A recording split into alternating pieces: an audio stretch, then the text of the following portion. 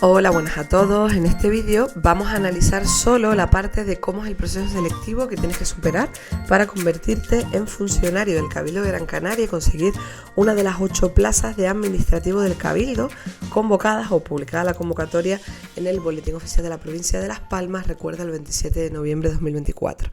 Ya hemos hecho otro vídeo donde analizábamos las bases, pero siempre me gusta realizar un vídeo mucho más concreto sobre cómo es el proceso selectivo. Entonces, sabes que este proceso, si has visto el vídeo de análisis de las bases y si no, míratelo, es concurso oposición. Aquí hablamos de la fase de oposición. La fase de oposición pesa un 60% de la nota, es decir, sobre 10, 6 puntos es la fase de exámenes. Aquí tenemos que después de esos 6 puntos, el 40% es el primer ejercicio y el 60% es la parte práctica, el segundo ejercicio. Por tanto, realmente tiene más peso el práctico, un 60% del 60% total es la práctica.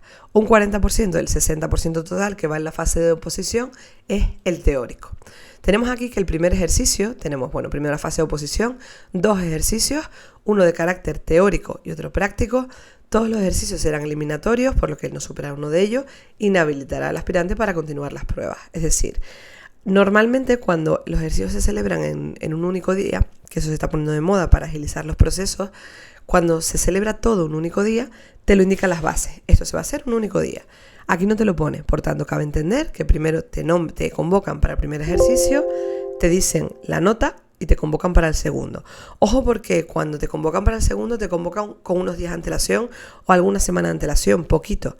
Tú no puedes esperar a saber si has aprobado el primero para prepararte el segundo, porque lo normal es que tú hagas el primero, a los días, a la semana, tengas las notas del primero y te digan la semana que viene el segundo. Eso suele ser lo habitual, ¿vale?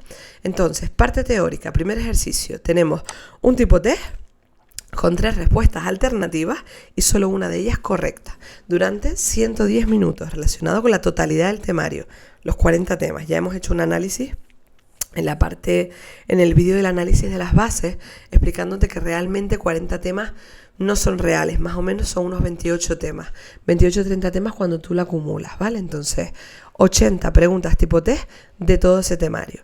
Cuando no aciertas, descuenta un cuarto de la acertada. Si no contestas, no puntúa. Tenemos aquí que el cuestionario tiene realmente 85 preguntas porque hay 5 que son de reserva. ¿Para qué son las preguntas de reserva? Por si se impugna alguna de esas 80 preguntas, entran en juego las de reserva. O sea que realmente tú tienes que jugar con 85 preguntas en 110 minutos. Tienes que sacar un 5 para pasar la segunda parte porque si no, no se va a hacer media. Parte práctica, como te digo, te convocarán cuando apruebes la primera.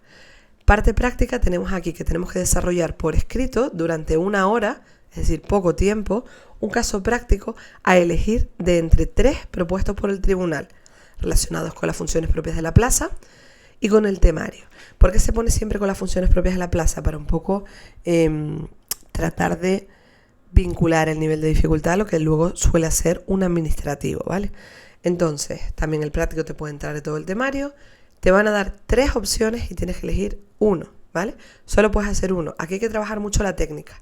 Saber hacer un caso práctico, saber elegir, saber gestionar el tiempo, porque el principal hándicap de aquí es el tiempo. 1 hora para un caso práctico es muy poco.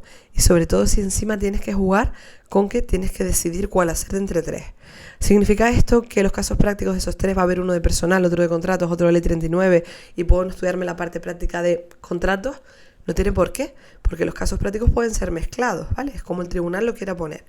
O sea, que te pone que se puntúa. ¿Qué se puntúa? Pues la claridad en lo que tú explicas el caso práctico, la sistemática a la hora de escribir, la conclusión, capacidad de análisis, exposición de las ideas, orden de elaboración de esas ideas, propuesta razonada.